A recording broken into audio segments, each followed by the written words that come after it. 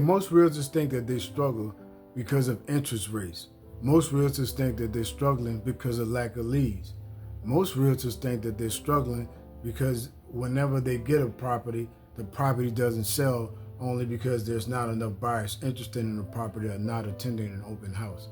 The reason why a lot of realtors struggle with properties is because they don't do what they call a comparative market analysis when it comes to evaluating the property.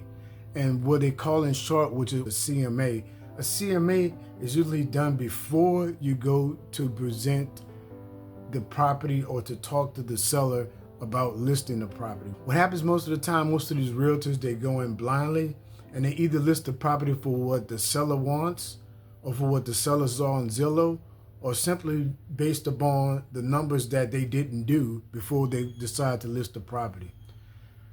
That's a recipe for disaster, because what happens is your reputation as a realtor is on the line. What you need to do as a realtor, you need to do your comparative market analysis well before you get ready to list the property. And if you know the address in advance, you can actually find a buyer for the property before you decide to list the property. So the way you're going to do that is you're going to put in some parameters into your MLS system, whatever software you may use, whether it's Matrix, Paragon, or Flexbox. Usually go in and pull 3 active properties, try and pull 3 pending properties, and try and pull 3 closed properties. You're going to enter those properties into the system. Then you're going to next select single family home detached. Then you're going to go up to the mapping section of your MLS. You'll put in the address. Once you put in the address, you want to go in and enter a number of bedrooms. Give or take however many bedrooms it is, try to compare apples to apples, being that if it's a 3-bedroom, put in 3 bedrooms. Don't use 2 bedrooms to compare to 3 bedrooms. Use the exact number of bedrooms and baths and enter those bedrooms or baths. Then next, what you're going to do is you're going to enter a square footage range. For instance, if the property is 2,000 square feet, what you want to do is you want to take 500, give or take, from the subject property. Appraisers use 400, realtors use 500. And in this case, we're presenting this as a realtor to the seller. What we're going to do is the property is 2,000 square foot. You're going to take away 500, which is 1,500. Then you're going to give it 500, which is 2,500. So you're going to put in a range of 1,500 to 2,500 in your software. Next, you want to do is go back up to the mapping section. You want to pull down your mileage on the map, and you want to go no more than half a mile out from the subject property, which is 0.5. The 0.5, what it's going to do is it's going to give you a conglomerate of properties that are in the same area that really match your subject property. Because what happens is, as we learned on the real estate test, most properties are built in what they call a township. Any section of properties, whether it be from maybe 40 to 60 properties in any given area, they usually all built pretty much the same. They may have different features, but they're pretty much built the same. What you're going to do is you're going to go 0.5 miles out from your subject property. Once you have, sometimes you'll get 6 to 9 comps on a subject property. Sometimes you'll get more, sometimes you'll get less. But then you want to take those particular properties and you want to look at each property and compare it to the subject property. Where can you get a picture of the subject property? You can actually get that from Zillow. Now what you're doing is you're using the Zillow listing of the property and the viewing of the property, as well as the price of the property and your comparables, to come in lower than what the property is showcasing on Zillow. When you look at your comparables, you want to look at maybe however many comparables that you have, and what you want to do is perform a CMA presentation. Once you get into most of the pages of the presentation and putting that information together, you're going to come into a spot where it generates the comps for you within the CMA presentation. Looking at the comps within the CMA presentation, what you want to do is take those comps, look at each property individually compared to the subject property. Look at their features. And what I mean by features is you want to make sure if the subject property is a 1-story, you want to compare all 1-story properties to that 1-story. Leave out the 2 stories. A realtor I've known in the past that has said that I can pull comps from one side of town to put them into a comps of another side of town just to compare to the subject property, so therefore they can boost their compensation. The way you boost your compensation is by doing great work with your seller. You don't boost your compensation by pulling comps from a different area to compare it to your subject property. Now that you have comparables for your subject property and it's generated what they call comparative market analysis, or CMA, within side of the CMA, you're going to take and look at those properties again, and you want to look at the days on market as well as look at the list price versus the sold price. Once you have those numbers, you're going to have an average price, a median price, a high, and a low. You want to take two of those numbers and you want to add them up and divide them by two, and you're looking to come in maybe $10,000 to $15,000 lower than the property that's on Zillow.